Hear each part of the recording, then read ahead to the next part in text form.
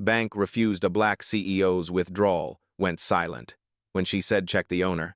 Hello everyone, before we begin today's video, I need your help. We've noticed that the channel is losing traction and subscribing is one of the best ways you can help us. It's quick, free, and allows us to continue bringing you great content.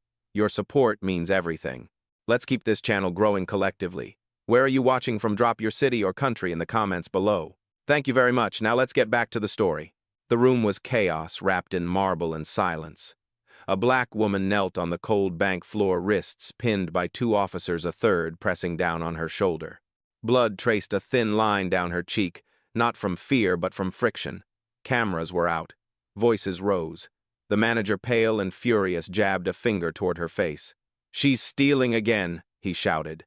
Phones clicked. A crowd circled. Somewhere a child whispered, "Why are they hurting her?" And yet the woman didn't move. She looked up, eyes steady, voice low, the kind that doesn't need volume to be heard. "Check the owner." The room froze. Even the officers hesitated. Her tone wasn't pleading. It was procedural, like an order from someone above their pay grade. Before we continue, where are you watching from? Drop your city or country in the comments below. And if you believe in dignity and justice, hit like and subscribe. These stories spark change. And we're glad you're here. Now back to Vanessa Clark. 1 hour earlier, this same woman had walked into the Bank of America branch in downtown Atlanta, wearing a light gray hoodie and jeans. No designer bag, no entourage, no signal of wealth. To anyone else, she was just another client. To herself, she was running a test. Behind the polished counters and corporate smiles, she'd been hearing complaints, subtle racism disguised as procedure. She wanted to see it herself, unfiltered. So she came alone, asked to withdraw $500,000, enough to expose bias where it hides best behind policy. The teller glanced at her card, hesitated. "Ma'am, this transaction will need approval," she said, eyes darting toward the manager's office. The first crack had appeared. From that moment, the temperature shifted.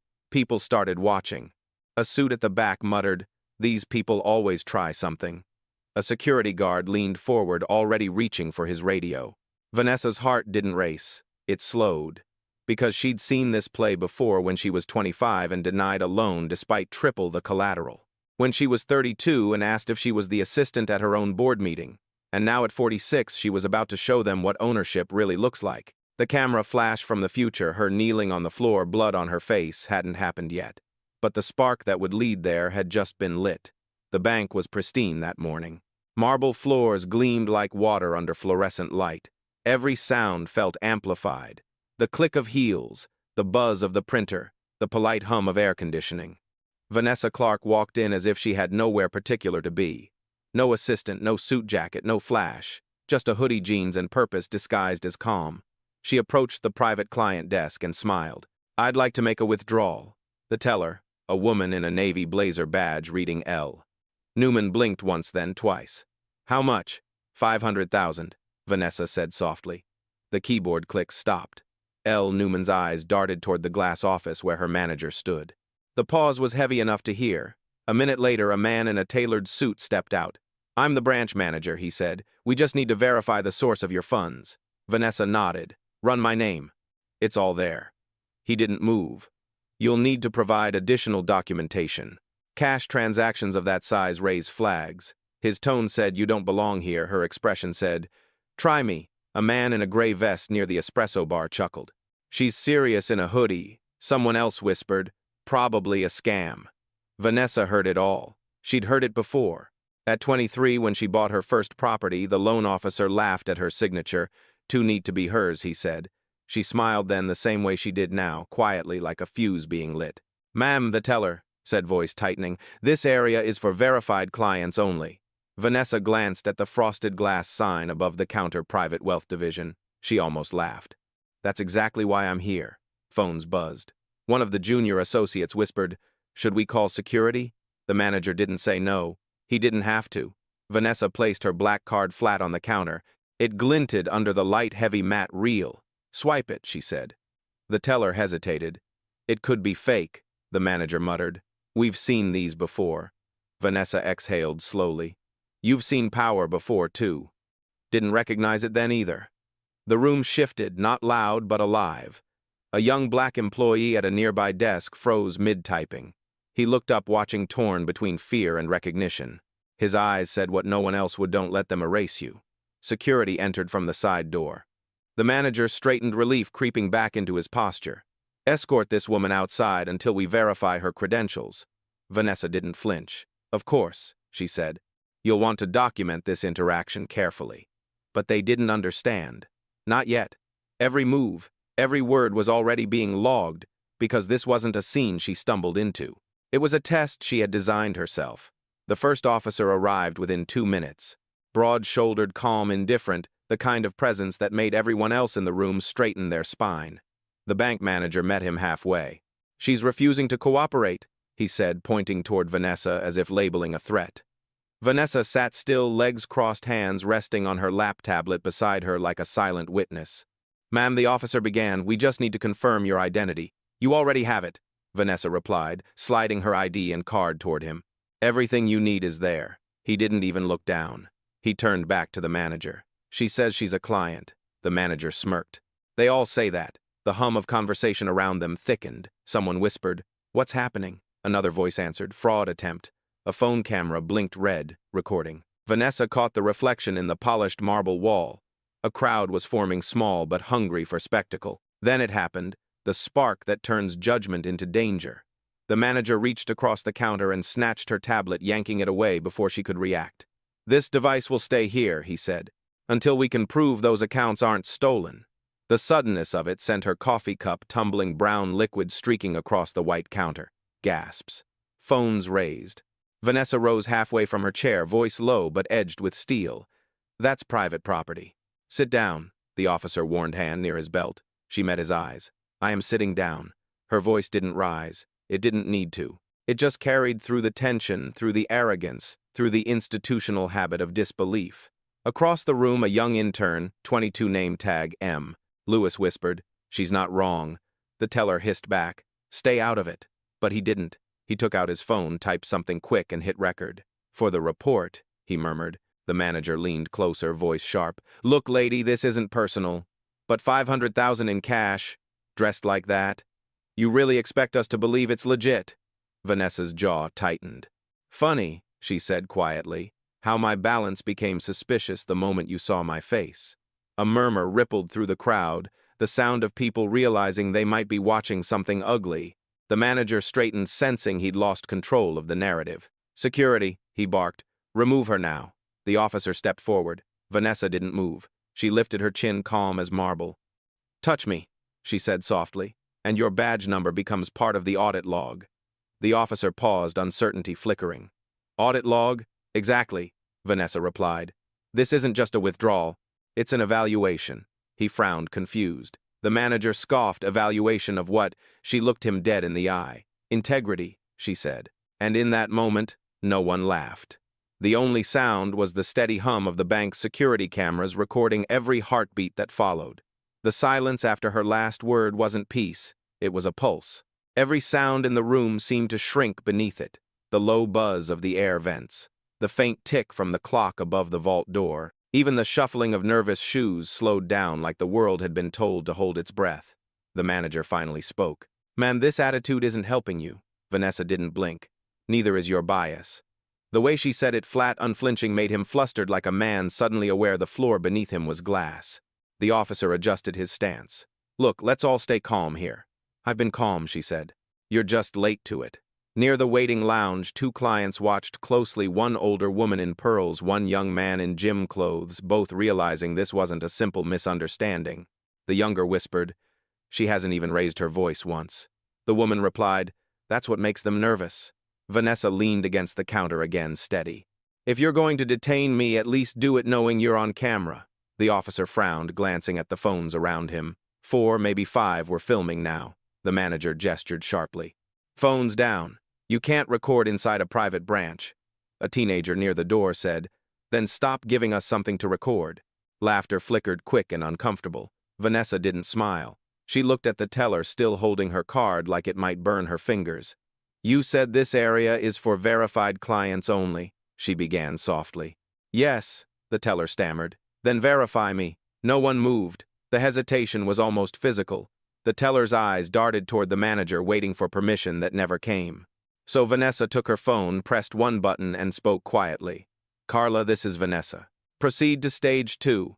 A crisp voice came through the speaker-efficient, confident corporate. "Confirmed. Logging all staff interactions from this moment. GPS-locked audio verified. Please confirm location." Vanessa replied. "Summit Bank, downtown Atlanta branch." The manager's face drained of color. "What did you just say?" "I said Summit Bank," she answered evenly. "As in Summit Holdings?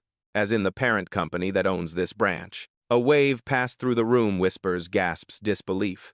The officer looked at her ID again, suddenly reading the fine print for the first time. The teller blinked hard, murmuring, "That can't be right." Vanessa's phone lit up. Carla's voice again, louder this time. "Verification complete. You're listed as Chief Executive Officer and majority shareholder of Summit Holdings. Shall I continue with compliance escalation?" Vanessa nodded once. "Do it." The manager stumbled back a step, eyes wide. "Wait, what is this?" "It's an audit," she said calmly, sliding her ID back into her wallet. "And you just became the subject of it." The crowd wasn't whispering anymore. They were watching history unfold, one quiet woman undoing an entire hierarchy without lifting her voice. The officer cleared his throat. "Ma'am, I'll apologize." Vanessa turned to him, expression unreadable. "Don't apologize to me," she said. "Apologize to the truth you almost arrested." And for the first time that morning, the bank itself felt smaller than the woman standing inside it. The bank didn't sound like a bank anymore. It sounded like guilt trying to breathe. The fluorescent lights hummed above as if sensing the shift, too bright, too clinical, too exposed. The manager stood frozen behind the counter, sweat gathering along his temple. The officer who once looked unshakable now avoided eye contact altogether. Clients who had been pretending to scroll on their phones were openly watching. Some filmed, some just stared, their faces mirroring a single expression: how fast power changes hands. Vanessa didn't gloat. She adjusted her sleeve, calm as ever, and said quietly, "You may want to step back. Compliance will be arriving soon." "Compliance?" the manager echoed, voice cracking. "Yes," she replied. "They're faster than the police when it's a federal bank violation." A young teller whispered to another, "She's bluffing." But then Vanessa's phone lit again, speaker still on. Carla's voice came through like a blade of clarity. "Regional Director on line 2. Internal Ethics team has joined. Live audit initiated." The words hit the room like an invisible wave. Even the officer stepped aside. Vanessa kept her tone level. "You're welcome to stay and learn something about accountability." Across the room, the intern, Lewis, was shaking slightly but didn't stop filming. He wasn't scared of her. He was scared of the truth catching up to his boss. The manager finally found his voice. You can't walk in here and start." "Finish it for me," Vanessa said softly. He faltered. "Start?" What she pressed. "A conversation about bias, about how easily you confuse confidence for crime." The teller tried to interject. "Ma'am, we were just following policy," Vanessa completed. "Yes. The oldest shield in the book. Tell me what policy gives you permission to assume theft before identity." No answer. Only the faint click of someone stopping a recording to start another. Carla's voice returned, measured and surgical. "All recorded interactions now archived under case number. Bank Ethics 241. We've pulled 3 prior complaints linked to this branch, same manager, similar wording." Vanessa raised an eyebrow. "Red one." Carla obeyed. "Client of color treated as potential fraud." Quote, "She didn't look like a private investor." Gasps. The manager's lips parted, but nothing came out. Vanessa exhaled slowly. History repeats itself until someone audits it. Behind her, the young black intern stepped forward. "She's right," he said, voice trembling but clear. "I've heard that same phrase here before." The manager spun toward him. "Marcus, not now." Marcus didn't stop. 3 months ago. Different client." Same treatment. The weight of that confession hung in the air. A client near the door clapped once, soft like punctuation, and then others joined. Not loud applause. Just a rhythm of acknowledgement, of witnessing. Vanessa didn't bow, didn't smile. She simply looked at the manager and said, "It's still early. You can fix this by learning or by leaving. Your choice decides how this story ends." No one dared move. The hum of the cameras and the quiet click of compliance systems replacing disbelief were the only sounds left. And in that suspended stillness, the bank that once tried to humble her now waited quietly, nervously for its own reckoning to begin. The air conditioning hissed louder, as if the building itself was sweating. For the first time since she'd walked in, Vanessa didn't need to say a word. The silence did it for her. Behind the counter, the manager's fingers trembled against the edge of the desk. "Turn that off," he snapped at the intern filming. Marcus didn't move. "It's part of the audit now," Vanessa said. "He's safer keeping it on." The officer glanced between them, between the old order and the new one, then slowly stepped back. Carla's voice broke through the phone again, steady as command. "Vanessa, we're patching in the regional board. They're watching the feed. Do you want to proceed to Phase 3? Vanessa nodded once. "Proceed." The manager's voice cracked. "What do you mean, Phase 3? She turned to him. "It's when the system decides if this branch still deserves to operate under Summit Holdings," whispers erupted. "Did she say Summit owns this bank? I thought it was Bank of America." "Same thing since the merger," someone murmured. "She's the CEO." The color drained from the manager's face. His voice dropped to a plea. "This can't be, you're not," Vanessa interrupted gently. "I am. And that's exactly why I came in unnoticed to see how you treat people who look like me." The teller's hands began to shake. She whispered, "Oh my God." Marcus, still holding his phone, whispered back, "No, oh her." Vanessa moved slowly, deliberately, as if reclaiming the room inch by inch. She retrieved her card from the counter, wiped the coffee stain from its edge, and slipped it into her wallet. Then she looked up, meeting every pair of eyes that had once looked down at her. "Tell me," she said softly, "what did you actually see when I walked in?" No one answered. She stepped closer to the manager. "Because if it wasn't a criminal, then it was a reflection, and that's what scares you." Carla's voice cut through again. "Vanessa Compliance has verified 3 separate recordings, 5 witness statements, and live footage. The board has voted." The room held still. Vanessa asked, "Outcome, immediate suspension of local management, access revoked, audit posted to federal database." A collective exhale rippled through the crowd, half disbelief, half awe. The manager stumbled back into his chair like a marionette whose strings had been cut. His badge light flickered red as the internal system disabled it. He tried one last grasp at authority. "You can't do this here." Vanessa's tone didn't waver. "I just did."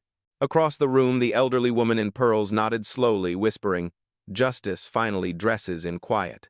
The officer lowered his gaze, mumbling, "Ma'am, if there's anything we can do." "There is," Vanessa replied. "Learn. Next time you see someone questioned for existing, speak before it escalates." For the first time, the officer nodded, not out of duty but out of understanding. Vanessa turned back to the counter. "Carla," she said, "finalize documentation. Notify HR. Confirmed." The young intern lowered his phone, trembling slightly. "Ma'am," he said, voice cracking. "Thank you for not yelling." Vanessa smiled faintly. "That's the thing about truth, Marcus. It doesn't need volume, just witnesses." And as the glass doors opened, sunlight spilled into the lobby, washing over faces that had learned something irreversible. Power never needed noise. It only needed to be recognized. The sound of the glass doors opening wasn't just air moving, it was hierarchy collapsing. Sunlight slid across the marble floor, slicing through the fluorescent haze that had ruled the room all morning. The manager blinked hard, as if light itself had turned against him. Vanessa stood at the center, unmoved. Her phone still rested on the counter speaker, glowing. Carla's voice filled the space like a verdict being read aloud. "Compliance has initiated a temporary shutdown of this branch pending investigation. Legal Division is reviewing all employee behavior records." Every word was a gavel. No one interrupted. No one dared. The teller, pale and shaking, finally whispered, "I didn't mean to, I was just doing my job." Vanessa turned toward her slowly. "Then maybe it's time to redefine what your job really is." The woman's eyes welled up. She looked down at the floor, the same floor where an hour ago she'd watched security move toward Vanessa without question. From the waiting area, a man in a blue suit cleared his throat. "Ma'am, are you really—" "Yes," Vanessa said before he finished. "I'm the one who signs their paychecks." The truth hung heavy, almost merciful in its clarity. The officer who had stood nearest to her earlier spoke softly now. "You could press charges. They took your property. They detained you without cause." Vanessa shook her head. "I don't need to. The system that failed me today reports to me tomorrow." For a moment, the manager's voice cracked through the quiet. "This isn't fair. I was following protocol." Vanessa faced him. "Protocol doesn't excuse prejudice, it just decorates it." He tried again, weaker. "I've worked here 15 years. And in 15 minutes, she said evenly, "you taught everyone here why tenure doesn't equal integrity." Behind them, the automatic teller machines beeped in error, a digital stutter as access was revoked across the branch network. One by one, the employee badges on lanyards flashed red. Carla's voice confirmed it through the phone. System lock complete. Security credentials disabled. Documentation archived. A gasp rippled across the lobby. The intern Marcus whispered, "That's real time." Vanessa nodded. Every action leaves a record, including silence. A few customers began clapping again, not the chaotic applause of a spectacle, but slow, deliberate, almost reverent. The manager looked at the crowd, pale and hollow. Vanessa didn't look back at him. "You said I was stealing," she reminded, voice soft but carrying. "What I took was your illusion of control." She turned toward the officer. "You can release the perimeter." He nodded, radioing his team. "All units clear. Situation stable." As they stepped aside, a news alert pinged from someone's phone. A headline glowed bright across the screen. Black CEO confronts discrimination at her own bank. Investigation underway. Vanessa caught the reflection, exhaled slowly, then looked around one last time. This was never about humiliation, she said. It was about reflection. Then she picked up her tablet, returned now perfectly intact, and started walking toward the sunlight that poured through the open doors. Every camera followed, but for once she didn't mind. She wasn't performing. She was closing a case and opening a lesson. Outside, the sunlight hit her face like clarity. Cameras followed, phones raised, voices overlapping in disbelief. Vanessa didn't turn. She walked with the stillness of someone who no longer needed to prove she belonged anywhere. Behind her, through the glass doors, the chaos she'd left behind continued to crumble, employees gathering in corners, security whispering into radios. The manager slumped against the wall as compliance officers entered in dark suits. The branch that had tried to deny her was now hers in every possible sense. Carla's voice came softly through her earbuds. "Media's already picked it up. Do you want me to issue a statement?" Vanessa stopped on the sidewalk facing the busy downtown street, the world moving like nothing monumental had just happened. "No," she said. "Let the footage speak. They'll hear more in silence than in spin." A man in a delivery uniform paused nearby. "Excuse me, ma'am, are you the lady from inside?" Vanessa looked at him. "Depends what you saw." He smiled faintly. "A whole system get corrected." She nodded once, appreciating the phrasing. That's exactly what it was. Behind her, two women stepped out of the bank, one holding her phone mid-record. "She's the CEO, she owns the whole thing." Vanessa glanced back just long enough to say, "No. I build the system, ownership is temporary, integrity isn't." Her car, a matte black Maybach, pulled up to the curb. The driver hurried out, opening the rear door, but Vanessa didn't move. She was still watching the reflection of the bank in the car's glossy surface. Inside those mirrored doors, her own image looked small, distorted by the glass. But the truth was cleaner. They hadn't seen a customer. They'd seen a category. And that was their downfall. Carla's voice returned. "The board wants a full statement for employees across all branches. How do you want it framed?" Vanessa thought for a moment. "Frame it as a reminder," she said, "not a punishment. Tell them we don't fire people for mistakes. We fire them for patterns." "Yes, ma'am." "And Carla, yes. Make sure that young intern Marcus's gets promoted." He spoke when others froze. A pause. "Already handled," Carla replied, a smile audible in her tone. Vanessa finally stepped into the car.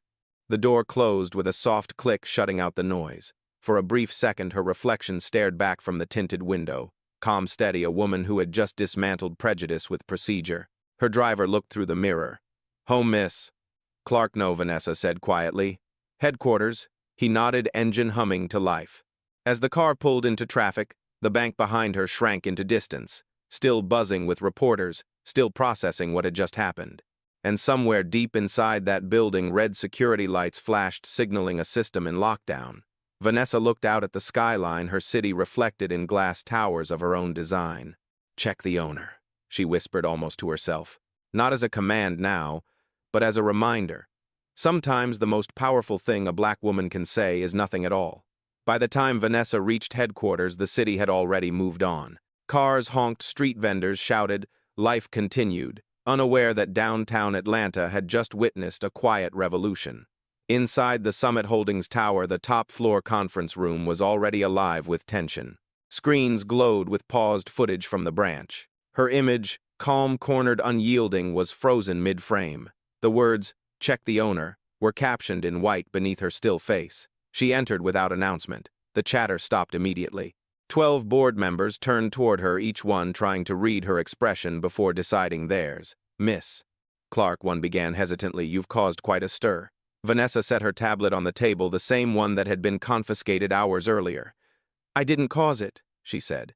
I revealed it. A thin man in a gray tie cleared his throat. The video's gone viral. CNN, BBC, local channels.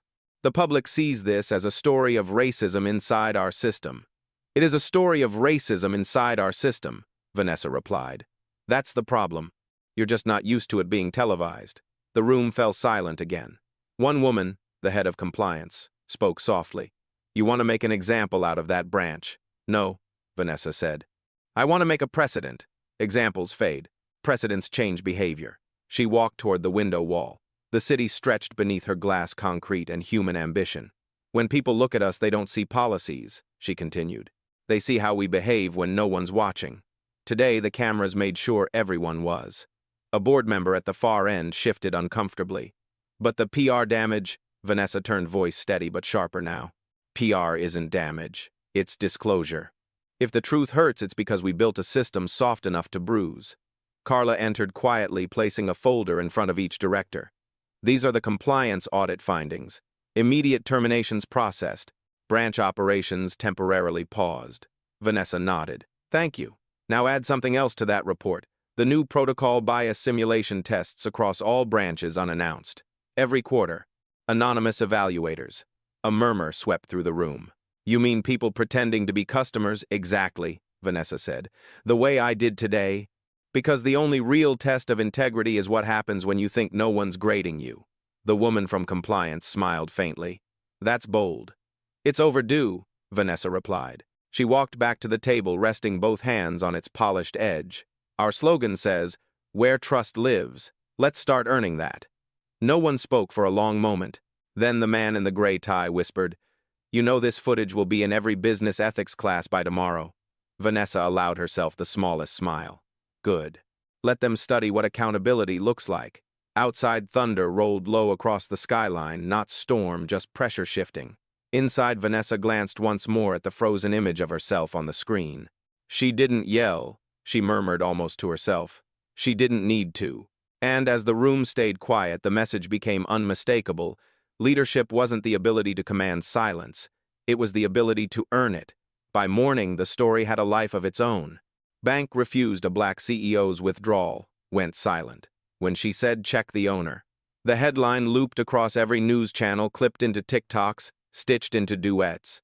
Vanessa's calm face, the stillness before the storm, became an emblem for a new kind of power. On social media, people argued, praised, wept. Some called it performative, others called it prophecy. But most saw what mattered: a black woman who didn't shout for justice, she embodied it. In Atlanta, a high school teacher paused her economics lesson to show the clip. This, she told her students, is what accountability in real time looks like. In Chicago, a retired banker posted, I worked 40 years in finance and never saw courage this quiet. In Lagos, a woman shared the video with the caption, This is for every time they doubted our competence. Vanessa didn't read any of it. She sat in her office, lights low, sipping coffee gone cold, watching the sun rise behind the skyline she partly owned. Carla entered, tablet in hand. Global coverage. 43 million views in 12 hours. The board says this could redefine our brand. Vanessa didn't look up. It's not a brand, it's a mirror. Carla hesitated. There's backlash too, some calling it stage, some saying it's corporate theater. Vanessa smiled faintly. Good, let them debate. Conversation is the first sign of movement. She turned to the window, watching traffic glint below. Did Marcus start his new position yet? Carla nodded. Assistant compliance officer. First day's tomorrow. Make sure he has a mentor, Vanessa said. He saw truth and didn't flinch. That kind of sight deserves guidance. Her phone buzzed, an unknown number. She answered, voice even. Miss Clark, this is Detective Rowe, Atlanta PD. I just wanted to say, my wife showed me that video. You handled that better than any of us could have, Vanessa replied. Then handle the next one better than I did. He paused. Yes, ma'am. She hung up, leaning back in her chair. The silence in her office wasn't empty, it was earned. On the opposite wall, her reflection met hers. Older, now wiser, still soft around the eyes, but unshaken. Outside, reporters gathered at the building's entrance, cameras ready for a statement. Carla peeked through the blinds. They're waiting. Let them, Vanessa said. Sometimes silence teaches more than sound bites. Carla smiled, closing the door as she left. Vanessa took another sip of her coffee, grimaced at its coldness, then whispered, "Worth it." On her desk, the company motto engraved in glass caught the sunlight, "Where trust lives." She traced the words with her fingertip, thinking of the lobby, the fear, the faces that had learned what those words finally meant. Because trust, she realized, didn't live in branding or policy. It lived in moments like yesterday when a woman walked into a bank and the world finally learned what ownership really looks like. 2 days later, the branch reopened. The marble floors had been polished. The counters cleared, the same fluorescent hum echoing, but the air was different now. New faces stood behind the desks. The old ones were gone. And on the wall behind the front counter hung a framed statement signed in silver ink, "Integrity is not a policy, it's a habit." Vanessa Clark, CEO, Summit Holdings customers stopped to read it. Some nodded. Some took photos. Marcus, now wearing a suit one size too big and a badge that read Assistant Compliance Officer, stood near the entrance, greeting clients with a nervous pride. Outside, news crews waited for a soundbite, but Vanessa didn't come. She'd said all she needed to.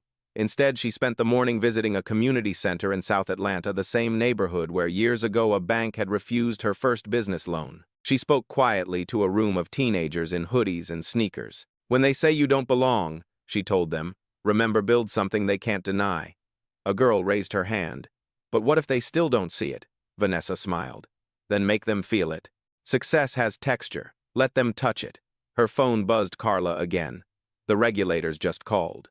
They're adopting your bias simulation policy nationwide." Vanessa paused, letting the weight of that settle. "Good," she said. "Maybe the next black woman walking into a branch won't need to pass a test to be believed." As she left the center, a mural caught her eye. Her own face painted by a local artist. Eyes, calm expression, unreadable. Beneath it, in bright yellow letters, "Check the owner." Vanessa stood there for a long moment, wind brushing her hair, the city alive around her. It wasn't pride she felt, it was completion. A circle quietly closed. Somewhere in that balance of noise and stillness, she realized the truth. Justice doesn't echo because it's loud. It echoes because it lasts. Night fell over Atlanta like ink spilling over glass. The city's skyline shimmered in reflection, towers glowing gold against the dark. Vanessa stood by her penthouse window barefoot, a cup of tea cooling in her hand.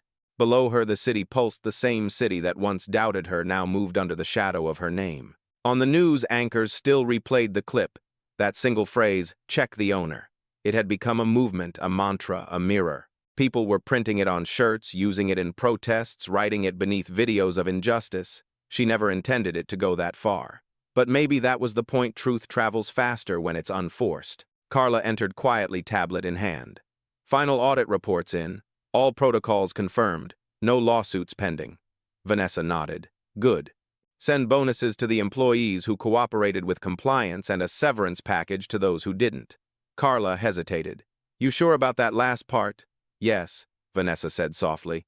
"We don't destroy, we replace ignorance with opportunity. The rest is up to them." She turned back to the window. The glass reflected two worlds, the one that had tried to humiliate her and the one she'd built instead. "I didn't walk into that bank to prove I was powerful," she said quietly. "I walked in to prove that silence can be justice when backed by truth." Carla exhaled, almost smiling. "You know, people are calling you the quiet CEO now?" Vanessa glanced over her shoulder. "Let them. Quiet doesn't mean small, it means certain." Her phone buzzed. Marcus again, texting a photo from his first day, him standing under her, quote, "in the branch lobby." She replied simply, "Keep it honest." When Carla left, Vanessa switched off the lights. Only the city remained bright, restless, alive. She whispered to the glass, to no one and everyone at once, "I didn't need to record justice. I became the result of it." The skyline answered in silence, glittering like applause, and in that silence her story closed not as revenge but as restoration. Calm. Complete. The kind of ending only power without noise could write.